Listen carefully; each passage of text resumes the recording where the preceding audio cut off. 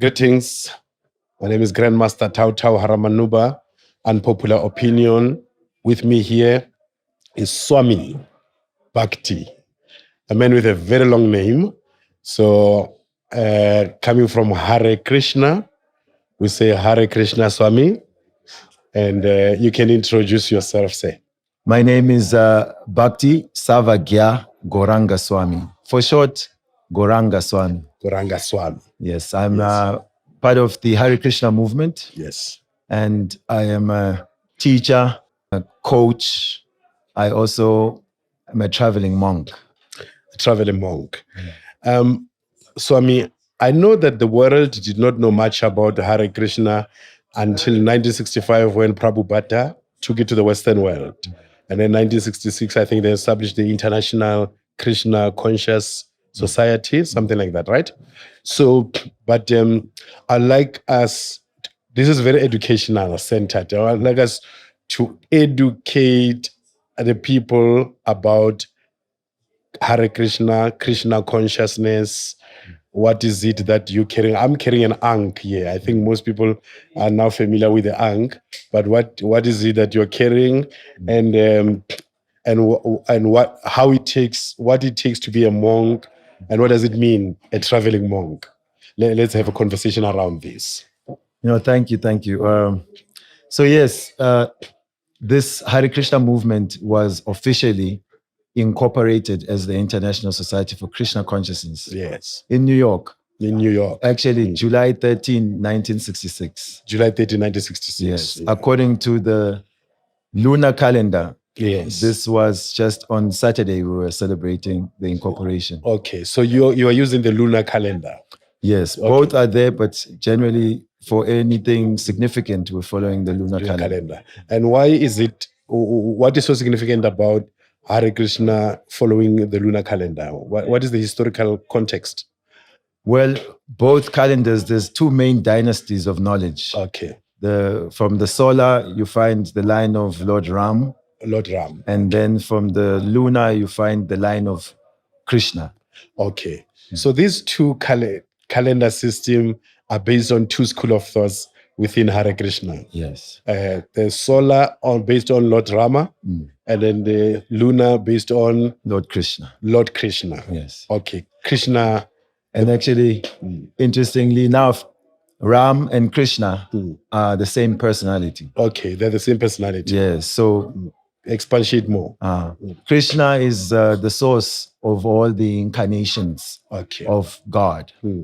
So you could say Ram is the incarnation where he comes to demonstrate ideal rulership. Okay. Ideal leader, ideal father, ideal husband. Okay. In the incarnation of Krishna, he behaves as the transcendental autocrat. In the creation of Krishna.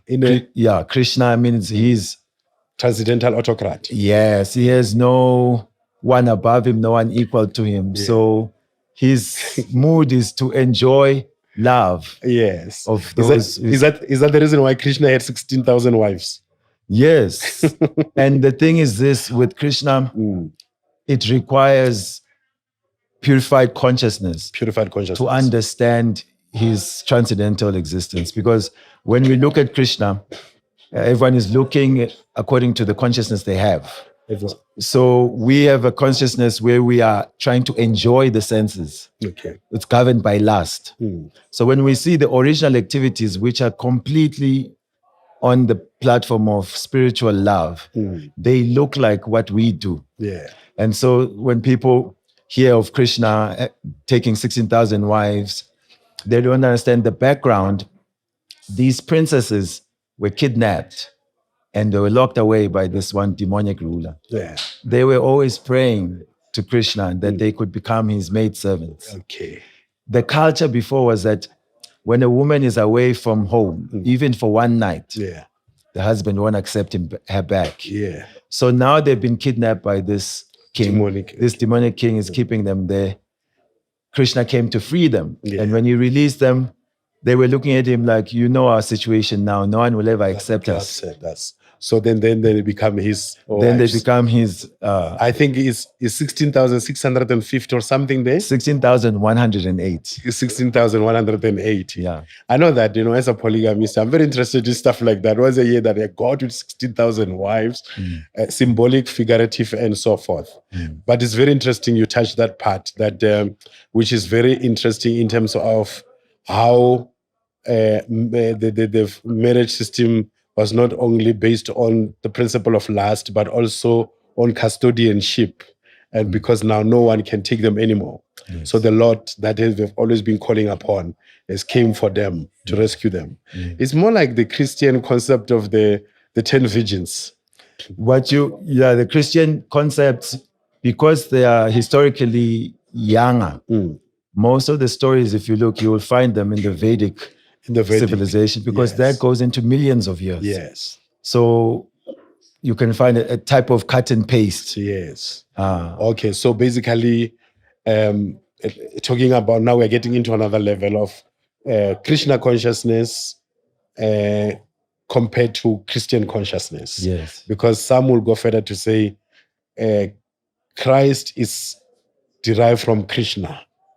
Then, as you said, that most of the things you find them in the Christian religion, they were there in the Vedic civilization millions of years before that.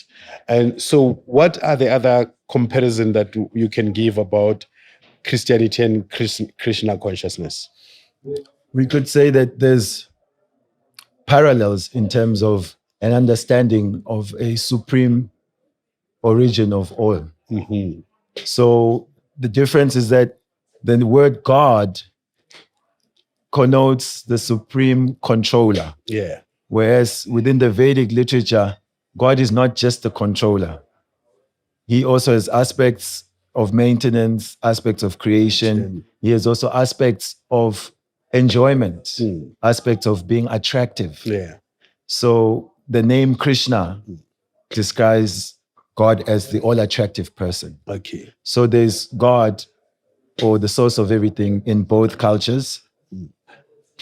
There's a bit of a divergence in terms of understanding what are the consequences after this life. Christianity presents this duality of heaven and hell, whereas in the Vedic literature, life is eternal, being spiritual. And so the living being, he can or she can get another embodiment, either higher species in the universe or lower, but ultimately we want the divine eternal body, spiritual body. Divine eternal spiritual body.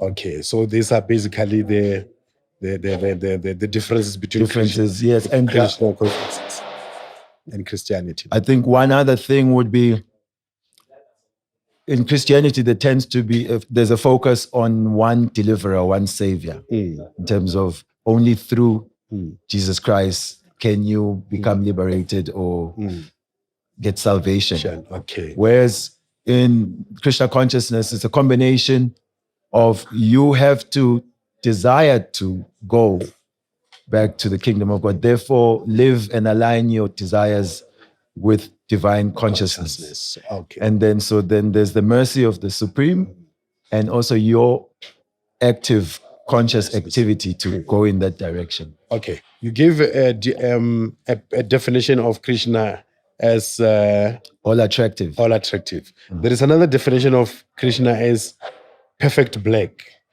They always have him painted as a blue man or a black man. Yes. So now the Afrocentric scholars who talk about the African presence in Asia, they talk about how Krishna was an African. What do you say to such a hypothesis? Well, Krishna, the word itself means black. Yeah. So, I mean, we understand that Krishna is beyond this material world, beyond our continental differences. Okay. When Krishna comes into this universe or to any planet, he's coming to his own property. So we hear that the planet was once one body of earth. Yeah. And so when Krishna came, that he came to a part which is now called India is coincidental. He was coming to his own earth planet. Okay. And that we hear that there's a genesis of life coming out of Africa. We can understand and still trace how the culture, the wisdom that Krishna gave, his complexion also must have completely appealed to those on the continent of Africa. Okay. But otherwise, he is for all. He's for all. He's for all. Okay. So I'm speaking etymologically, historical origins, because there are books written about that. One of them is Runuku Rashidi, did extensive research, not only Krishna, also Gautama Buddha with his peppercorn hair, His thin lips. thick lips, and dark skin. And then you go to Asia, you're talking about the first emperors of China were Africans and all of that. And of course, if you come to think of it, that humanity originated in Africa before they go and populate the whole earth. So it is very natural that certain things might have been taken out of Africa into the world when they migrate. So do you see, or do you have something you can point in terms of similarities between Krishna consciousness and African spirituality? Yes.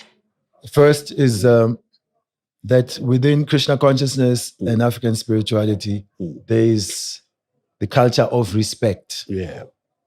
Meaning one has to be able to understand superiors, give them due reverence, and also one has to give respect to juniors in terms of protection and nourishing them. Okay. Then also we can look at this understanding of the ancestors. Like in Bhagavad Gita, Krishna discusses about the ancestors. If one reveres, propitiates the ancestors, can go to the planet of the ancestors. Okay.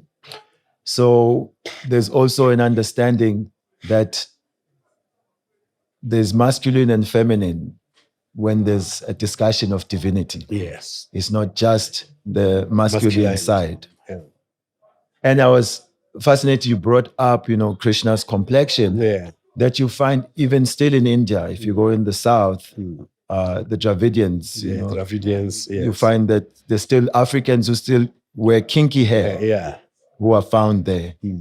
So we would say this ancient knowledge of the Vedas, which is in Sanskrit, is actually the ancient wisdom of the world. It's the ancient wisdom also of the Africans. Yeah, okay. Now what is happening is that we are locking ourselves out and allowing sort of an Indian inheriting and sort of gatekeeping of this wisdom. Most of it can happen just because of conditioning. We look at ourselves as a geographical person, simply for this continent. But if we see ourselves as a planetary inhabitant, then we're looking for what are the wisdoms that are available on this planet and what are the oldest. And Africa being the cradle of mankind, definitely these oldest scriptures are Africa's scriptures. So basically, what you are saying, I can also be talking about in the context of how Krishna, being a universal consciousness, chose to come through India, so that those who will still make reference to geographical locations can make the same argument in reverse. But I also hear that. Now, you, as the black man of Africa, what drove you into Hare Krishna? Yes, the plight of myself and my fellow Africans. Okay. I was a black consciousness follower in university. We had our own movement, African Renaissance Association. Okay. We were working. Which university? This was Pretoria. Now it's Tshwane University of Technology. Tshwane University of Technology. Yeah. Okay. We're working with Kara Heritage Institute. Okay, Kara Heritage. And I was looking for solutions to help us come out of the colonial debacle we find ourselves in, where our time is being partitioned from birth to death, how we will manifest our life pushing on a certain kind of civilization. So it happened that I was finding out different wisdoms. I'm also raised by the music of Bob Marley and the Vedas. Okay. So you're such a combination, a combo of different influences that went into you. Yes. Yeah. And so then I think the desire for what wisdoms can be applied that actually raise us up beyond this bodily concept of life, which is the main chain we are being held back with. We are being discriminated based on. And also we can use the body, which is common, for unity, that there's practical problems to solve. If we can create our own empires, use our skills and time to uplift our people. But then I ended up finding a knowledge which gives a spirituality that unites all living beings, not just human beings. All living beings. So that is the Krishna consciousness. Krishna consciousness. So you are a traveling monk. What does it mean? It means that I don't have a particular residence for too long. Okay. I move and teach. I was just a month ago in North America, traveling and teaching there. I'm spending a month now here, then I'm traveling to India. After that, I go to Europe. I'm sharing the wisdom of Bhagavad Gita. I'm inspiring people in the science of mantra meditation. Okay. This chanting of Hare Krishna. This chanting of Hare Krishna, the mantra meditation. Yes. Okay. Now, that is quite a very interesting observation and all of that. People talk very loosely about karma. You know, karma will catch up with them. Karma will that. And then people will be like, yeah, but if there is karma, when is the white man's karma going to come for his colonization of black people of Africa? And how does this karma work? It looks like it's a selective karma because some of the people is like, you still there 50 rand now, something happened to you next week, they say it's karma, you see? And then here we're waiting for karma to hit the white man for 500 years. How do you explain this karmic concept from a Krishna point of view? Because these are the sources of these words that people are using them socially, not within the context. As we say, spirituality should always be practiced within its context. Now, not within the context of Krishna consciousness. So maybe from a Swami, from a teacher of these words, karma, yoga, or meditation. Let's start with karma. Yes. Karma is actually a Sanskrit word, as you're pointing out, and it's entered the vocabulary of mainstream. It means actions. And so the law of karma, then the law that governs action. So actions have an equal and opposite reaction. Therefore, we want to see what is the reaction of maybe colonialism, the atrocities. We were just discussing at the Pan-African Parliament about their theme now is to get, they want compensation, looking for the word for, it's not repatriations to go back, but they want compensation for the atrocities of colonialism. And how come it seems that they are not being hit by the same that was hit in Africa? So because time moves in very long spans, sometimes a woman wants a child now. But to get a child, she has to wait for 9 months. So there's a seed of that activity. Then it has to grow and sprout. Then the fruit can come. Also, the karma of the African may seem dire, especially when you look at it from the lens of economics. But you find that when you are in situations that are troublesome, that are difficult, you get an opportunity to tap into humility. You get opportunity to ask deeper questions about life. You seek who made this world with all these rules. So there can be advantages in self-realization. You could say the white man, they're also dealing with mental health. They've gone to the ends of the world and they are becoming atheistic. Their family unit is hardly standing when they are moving away from God consciousness. So the karmic results may not be that they will become also colonized and enslaved right now. Yeah. But each living being, the soul, gets, and they are at a place where they deserve to be. So it's a tough pill to swallow as an African. So we deserve to suffer. I'll give an example. You go and watch a movie. You get there 20 minutes late.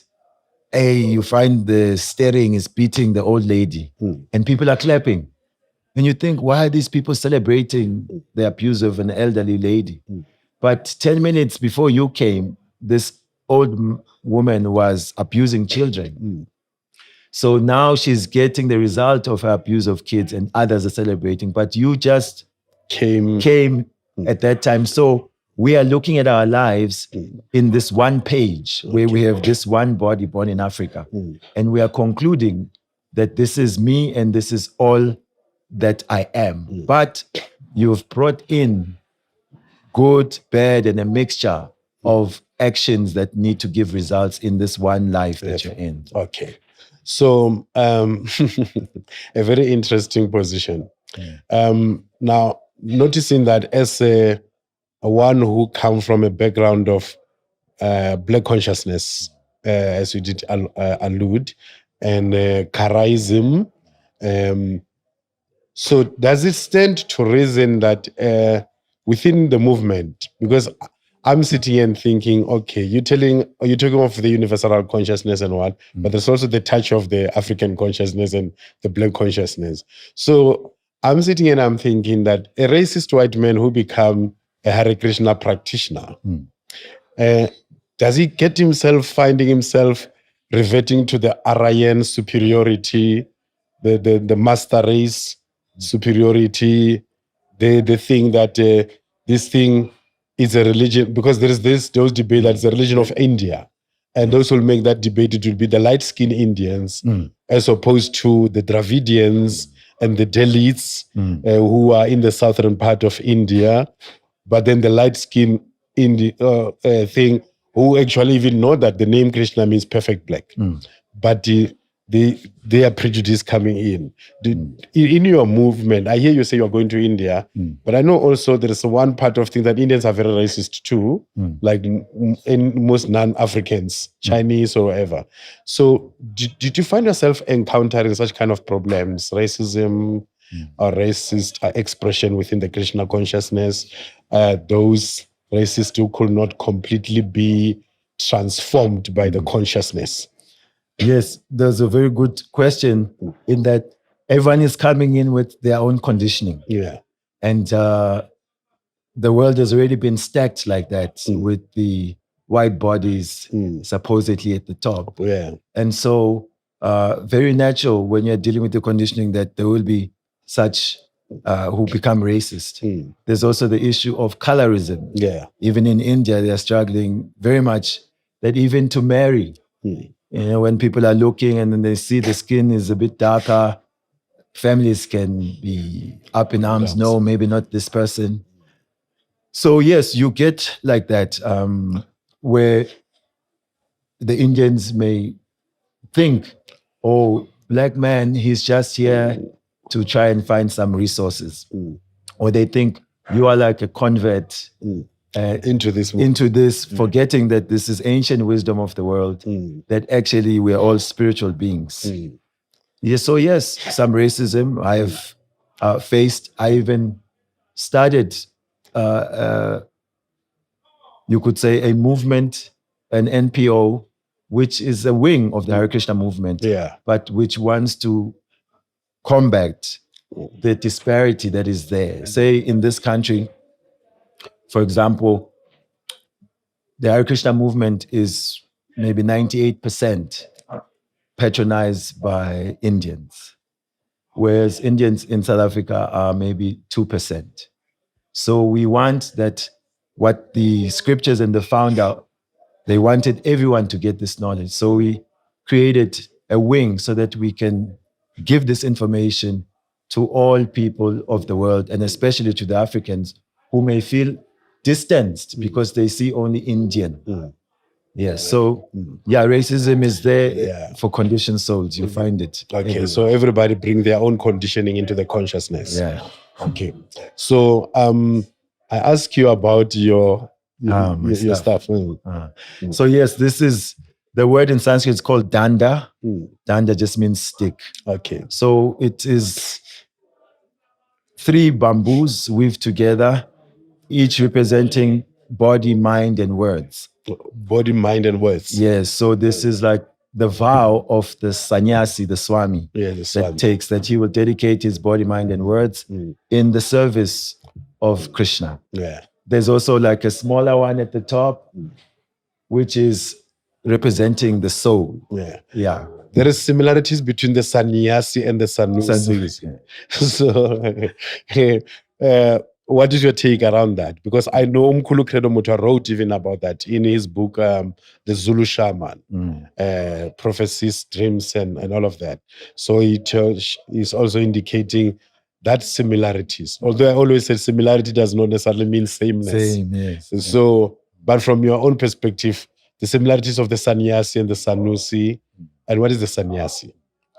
So sannyasi, it's a combination of 2 words. Yeah. The nyas means to give up. Okay.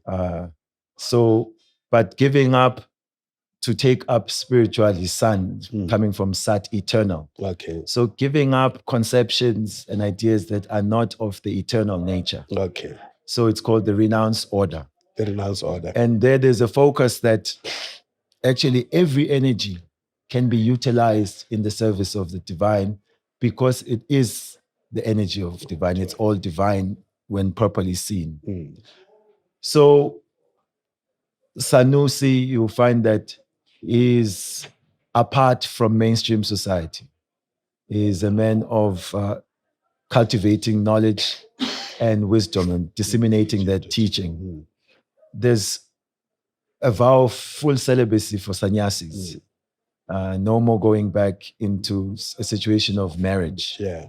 So it's full celibacy. Full celibacy. Okay. So so as a Swami, as a monk, you are celibate. It's a must. Yes. Prior to being ordained as a sannyasi, it's called brahmacharya. Yeah. So that's student life, the celibacy, but one can decide to get married. Okay.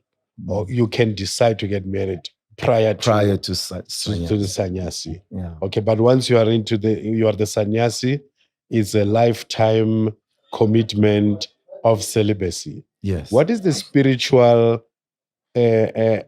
importance of celibacy when human beings who are spiritual beings come through heterosexual means?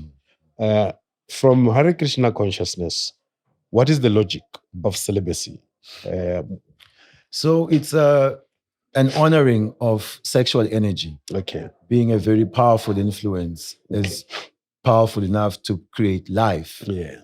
And so first it is regulated so that when the sexes intermix freely, there can be an abuse because nature attracts. So life being sacred needs to be taken on board when one is mature and qualified in consciousness. Okay. So in family life, which is prescribed for the majority, that people should go through sort of marriage and take up the responsibility, then even there, sexual energy is being regulated. Okay. That it's for procreation. Okay, if you cannot just do it for that, then at least with your spouse. Okay. Yeah, and the thing is this, that the body remains very shackled to the soul because the sexual pleasure gives the highest pleasure. So it's the highest bodily pleasure. And so the soul identifies with the body heavily when they're implicated in a lot of sex. Also, the semen is carrying an ojas, an energy. To create it takes a lot of, blood. Yeah. And to lose it, one loses vitality, the ability to be focused. It's not good for health. So So basically, it is not driven by demonization of sex. No. But it is more about respect and use this word, regulation of sex.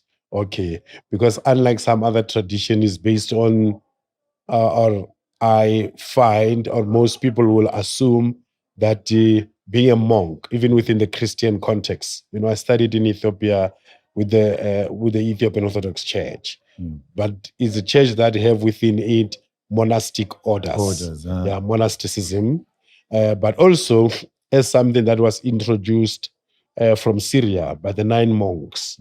And then they have also the Batawi system, who are more like the Sadhus. They have dreadlocks, but they are hermits. They stay apart. They don't eat certain things, and obviously they don't marry. So, but from a Judeo-Christian point of view, it is driven by woman is the root of all evil. The first woman was wicked. All of that, which is basically like more of demonization of sex than respect and regulation of sex. So now, the vision of the future, should everyone become sannyasi on earth, what's going to happen to life and reproduction? Oh, no. We are not advocating for that. Okay. Because first of all, practically the whole world is being pushed by sex desire. So unless one gets specialized training, monastic living to control it and keep it at bay, is not an easy thing. Yeah. Yes, we are more, people should unite in committed marriages. That would help. Okay. So that the children get a balanced upbringing, parents are both there. So he's advocating committed marriages and all of that. Because my next question, my head was wandering around that in a world where everybody partake in sexual intercourse, how do you think of changing the world or influencing the world? But you made it very clear that it's not about making everybody. So yes, you're advocating committed marriages, procreation, and so forth. So, and then how long have you been a traveling monk? Going around, which countries have you traveled to? Up to so far, what are the challenges you came across? Yeah, I started this journey 2002, and I used to travel within Africa. That time, 2005, Eswatini, Botswana, Mozambique, Kenya, Uganda. So the Hare Krishna Society is there? Yes, Tanzania, like that, Nigeria. And then by 2015, I started going internationally. Okay. So I go to North America, to Europe, to Asia, to Australia. Yeah. Okay. And you don't find any challenges when you're passing through these international borders? There's lots of challenges. In fact, within Africa, that we have to apply for visas, expensive visas. Yeah, I know that Ghanaian visa is one of the most expensive. The last time I checked, but now I hear that it's being removed. I went to Ghana twice. The last time was 2019, and the visa was still there, and it was $150. Yeah, I did Nigeria, 180. 180. Yeah. Yeah. I was just hearing our brother Wodemaya. Yes, Wodemaya, who travels around.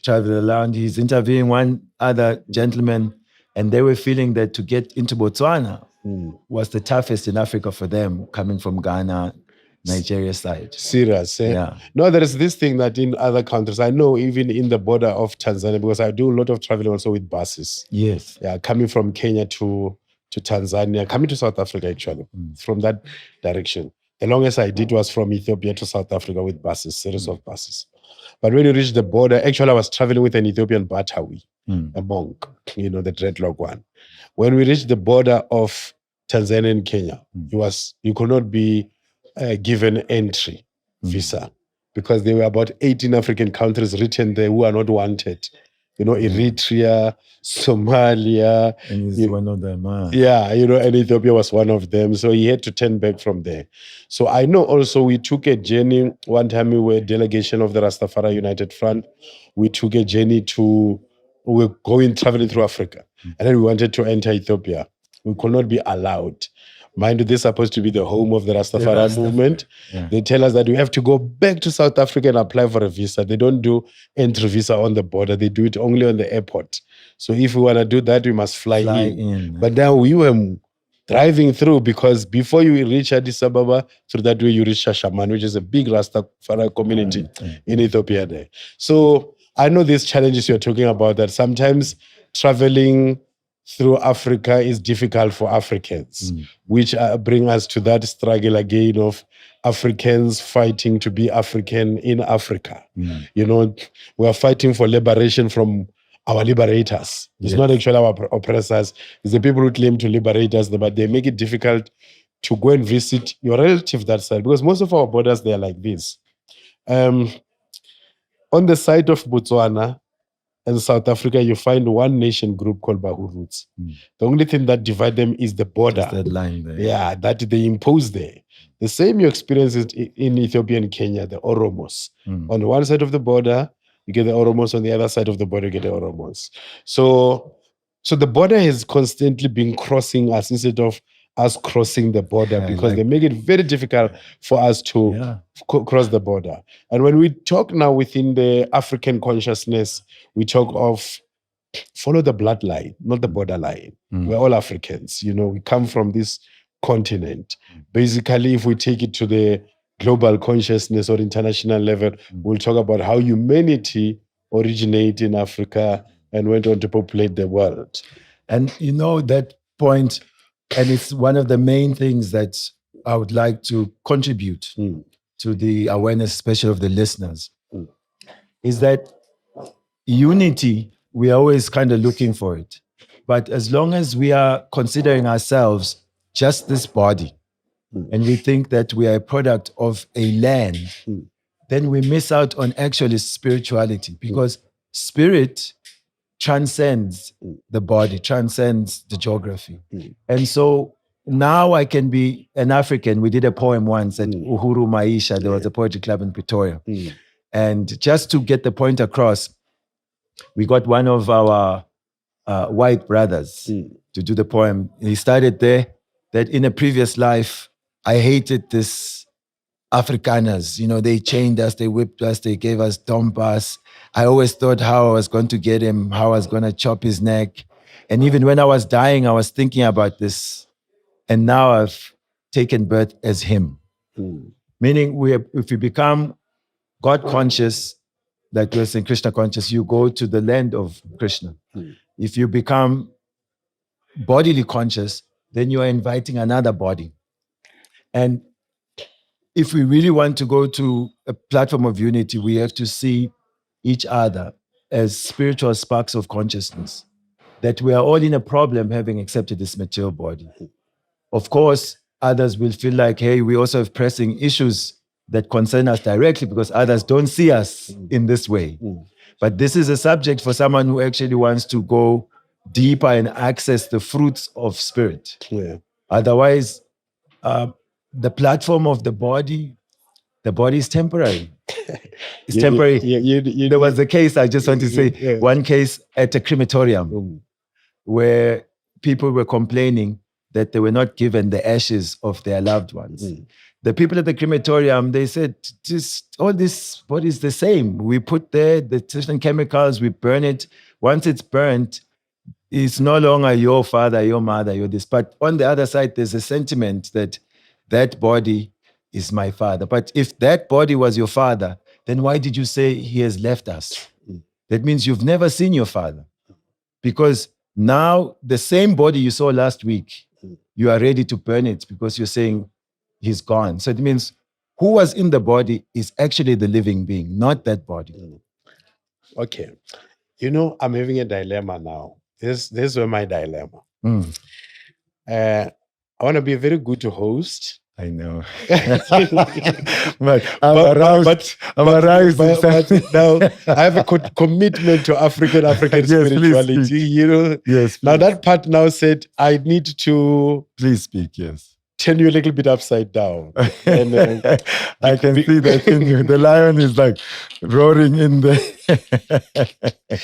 So and without without losing the integrity of all that. No, is a thing from, let's start maybe from the top, from the African spirituality point of view, and maybe from the African consciousness point of view. We might not have packaged it and said African consciousness is a God consciousness. But we do have that to say African culture is a God culture. When you speak of African culture, you're actually speaking of a God culture. So, which is now when you say Krishna consciousness, which is a God consciousness, and I'm thinking, what about we Africans? Because, and it comes into those comparisons that, hence I was saying, I think when you walk in, I was talking about how there is no nation in Africa that have no name of God. Yes, it's true. That God consciousness is the fabric of us, to the point that we do not separate God from our daily activity. That is why we don't even have a sacred shrine for God. We don't have a temple for God. We don't have a specific day of worshiping God. We don't have a certain rituals of God. We have rituals of ancestors, but not rituals of God. You go among them and ask them, what are the rituals of women's? They are not there. It's ancestral rituals. Because God has become so much interwoven with our being African. So because I don't want to run the risk of making my team lose, Team Africa, that it lose, you said with that man who subscribed from the religion of India, and he trying to convince you that leave your own African spirituality and get into this idea that which came out of India is universal. And because they may interpret it like that. You're right. Someone may feel like, because you have an ear, mature ear to hear, is that you should rebut him, because they still people look at it externally. Yes. And our point here is to avail wisdom to everyone. Yeah. And that knowledge that you think is for Indians is your knowledge. Yeah. So that is where the thing comes in, like the Indian knowledge part of it. Because sometimes these universal ideals, they tend to be one-sided. Like Black Africans, we are convinced to believe that we're responsible for world peace. In a world of warmongers, the Africans who worship the God of Israel, they have their entire life dependent on the God of Israel. But Israel is defending itself with the Iron Dome, arrow, David sling, and all type of arsenals. But Africans who subscribe to the God of Israel, they don't have any of those things, and they believe that they are responsible for world peace. I think it's very unfair to put so much weight. It's like with this thing about South Africa. Obviously, right now, it houses about 44 African countries. So any type of discontent that is raised, you are quickly reminded that, we must unite Africa. But why does it look like it's a responsibility for one country? You can't have 53 countries putting all their weight on one country. It becomes a little bit unfair. You can't have the whole world or Africans carrying on the weight of the whole world, or are deluded to believe that they're responsible for the world peace, when people who run the world themselves are not even there. Christianity is about conquering us and making the rest of us Christians. Islam, they make it very clear we're infidels. They are very clear. So they need to convert us, and then everybody. And then, of course, you and Krishna consciousness, you are taking us from the earth, you're taking us to the cosmos. Away from here again, into the abstract realm. And then come us. Africans now, we feel like, we need to carry the weight of everybody. Hey, we need to accommodate everybody. So I love to engage that aspect of the African origin of world religions that will also include the Krishna consciousness. If one look at it that way, it talks to the African contribution to world civilization and spiritual movement and so forth. If I'm going to say, this is a universal consciousness, without making the African feel disempowered. Yes. That, because the thing with the Africans is that the Africans, for them to be part of everything, they need to lose their African identity. Most of the time, that's what's propagated, That's what's propagated, that you need to lose your African identity. That is why I said one of the things that gave me dilemma is that you are a Hare Krishna practitioner with a touch of black consciousness. And then you made mention even of the ancestors and how the Bhagavad Gita teaches that actually there is a world of the ancestors. This is why I see parallel that city Izule Moya or Izule Abadala or Koba Dimung, you know? So yeah, basically it's one of the things that I felt like. And I feel actually it's very good that we get to sit and talk like this because my own personal mission, even now looking the way I look, seeming like foreign, was to find out what is the wisdom that will liberate our minds, that will liberate our dignity from the atrocity that we've suffered as a Black people. And I'm finding that the more we can understand who we are spiritually and align with our Creator, then we can really shed those chains, because the chains that bind us now is that the system recognizes that you want to enjoy your senses, your tongue, your belly, your genitals. They've created a whole market of consumerism where we are hooked by our senses to these useless purchases, desires that are just filled with so much greed. And we are losing touch with community, with family, with the land, and with Badimo, and with the Supreme. So we want to actually cut these chains, and we need different technologies. Which I would say a contribution is this mantra meditation, like this chanting of Hare Krishna. Anyone can take it. People can try it out. The mantra, Hare Krishna mantra, is a 16 words mantra, right? Yes. Okay. Yes. Can you maybe in the process explain that and the importance of that? Because, you know, as we are doing comparative religion or spiritual culture, one could see certain comparison in terms of mantra, chants, and so forth. Yes, like the Rastas say, chant down Babylon. Oh, yeah. So we will recognize that Babylon is the conditioned soul, your own illusions about reality. So mantra is two words put together. Mana means the mind, and tra means to free.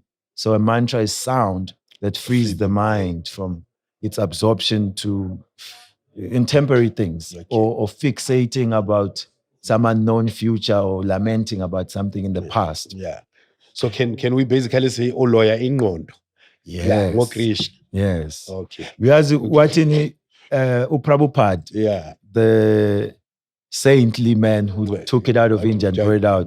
So they were accusing him because the Americans were saying, hey, our children who were become hippies, just taking drugs, now are following this Swami. You are brainwashing our youth. And Prabhupada said, yes, we are washing their brains because they are full of wrong conceptions. And sometimes he said, what do you mean brainwashing? They have no brains. We are giving them brains. Interesting. Yes. So mantra says your mind has been stolen by all these objects. Now you need your mind to meditate on reality, on the spiritual. And so this Hare Krishna is addressing divine feminine Hare, Krishna, the supreme masculine. And Rama is also another name for Krishna, which means... Because I know there's a part where you say Hare Krishna, Krishna Hare Rama, Hare Rama, Rama Rama, Hare Hare. No, I came a lot in the temple. We used to have this Spirituality Thursday, where we have the Rasta, the Hare Krishna. We used to meet there at Melville, in particular house. Around 2006, 8, 6 there. And then there was Gora Shakti. I think it was Gora Shakti. He used to even come and just pick us up, especially for that. We go and have a very wonderful evening and engagement. So I'm familiar with certain things, the beads and everything. So very interesting when you talk about washing of the brain. So should I, hypothetically, should I evolve the African spirituality consciousness to the cosmic level, to the conscious level, to the transcendental level, which is basically what we're doing, but within the context of Africa, to the conscious level, and decide to brainwash Africans about African spirituality, would you be able to look at it the same way as what the Prabhupada was doing, or would it be correct to define it in that particular context that, yeah, you're right, you're brainwashing the Africans about African God consciousness? I would say most Africans, unfortunately, still need to break free from our inferiority complex. That when we think what is whitewashed is what is right. So there are different levels of bringing about this unity.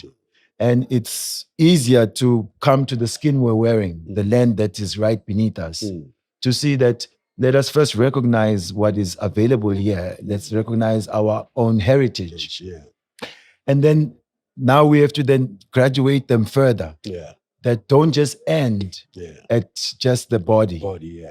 Go in, understand the mind. And then also empower your intelligence with this wisdoms. And then also free the soul, which is caught. As a listener of Bob Marley, I guess you are familiar with that song, Redemption song, where Bob Marley said, "Emancipate yourself from mental slavery. None ourselves can free our mind." So can you compare Krishna consciousness in that context of mental emancipation from mental slavery? Yes.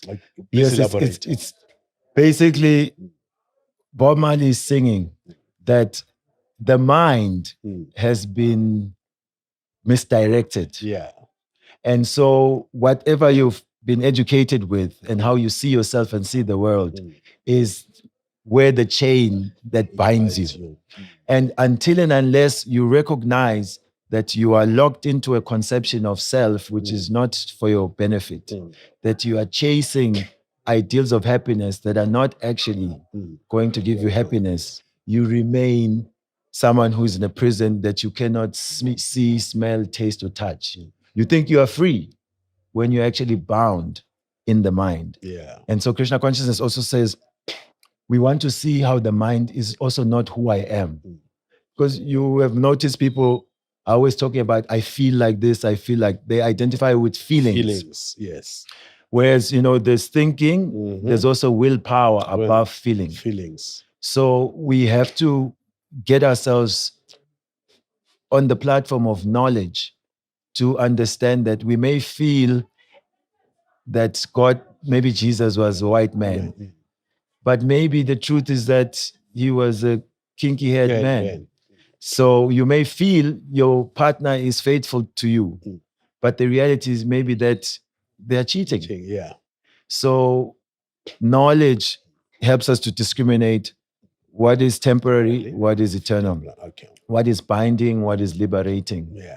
So mantra, the sound, chanting down Babylon means connecting to spiritual vibration. That frees the mind from its bodily concept of life. No, I hear you, because it is important to give a basic understanding to our people. In the what is this theory?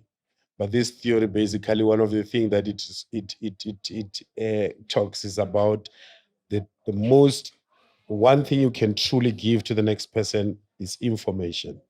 So that you can truly give to the next person. And the other thing is you're not responsible for people's bad behavior and all of that. You understand? So now in the process of information dissemination and so forth, it is important to bring the basic understanding so that people understand, like I was saying, that, the assumption that this is a religion of India. But you also have a growing school of thought that says these people you said India, the original or the early inhabitants of India were Africans themselves. Or there are certain things that are, or there are things that are within these practices that when you look deep into Africa, you find the element of that. Like you talked about, you made comparison of Ubuntu and so forth. And cows, I was just one thing. Cow. So can you give us that aspect of the cow, the respect of the cow? Because we have that within the African culture and African spirituality in different societies. Yes. First, you get to see that you know that if you step on the stool of any animal, you become a bit contaminated. But we've been walking on cow dung. You never felt like there's this contamination. We use it in the kitchen. It's as fuel, also as on the floor. It's also got antiseptic qualities. So the cow is understood to be the embodiment of all the gods, small g, who govern the universe. You could say like demigods. Okay. So it is auspicious. Even its urine is useful. The horns are useful. The skin. And also the cow is Krishna's favorite animal. Okay. Krishna is also known as Govinda. Go means cow. One who takes care of cows, Gopala. So the cow is also our mother, because once your own biological mother is gone to give you milk, still we get milk from the cow. And the cow, the bull, is like the father. He tills the land and he can help you to get food. So the cow is very closely related to mankind. Also from the cow, you can get your milk, you can get your butter from the cow, you get yogurt, also you get ghee. This ghee was used in the fire ceremonies, the yagyas, to give the flame some life, like that. So in very many ways, the cow is sacred. It is used as dowry.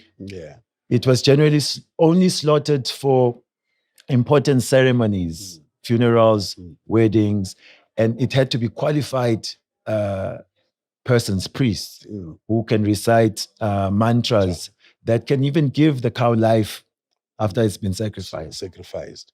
Okay. So do Hare Krishna practitioners eat the cow? No. They don't. No. And so is most of the Indians. They don't eat the cow. Yes, but unfortunately, India is number one beef exporter. So even though people of India can develop this nationalizing of the Vedic knowledge, they are also suffering from a deviance from Vedic knowledge, especially with this cow killing. Very abominable that they can be the land of Dharma, where they are teaching about the sanctity of the cow, but you find that they are number one beef exporter. Wow. This is a horror. It's a serious horror. Eh? No, we give thanks. Thank you so much for the conversation. This is the end of this episode. We're Unpopular Opinion. We're having conversation with Swami Bhakti Savagya Gauranga Swami. It's been a pleasure, my Thank brother. you, Grandmaster. The last time we were together was in Swaziland at the bushfire. Taps was also there. I don't know if you saw him. I don't remember. He moves stealthily. You can't move stealthily. No, you can't afford to. I was telling people that it looked like my profession's chances of extra profession are getting thinner and thinner. I can't be a street criminal. I can't grab bags and run. Everybody know me. So now I'm unemployed. I can't participate in that economy. So I'm everywhere I go, like somebody. We saw you on TikTok, we saw you on YouTube.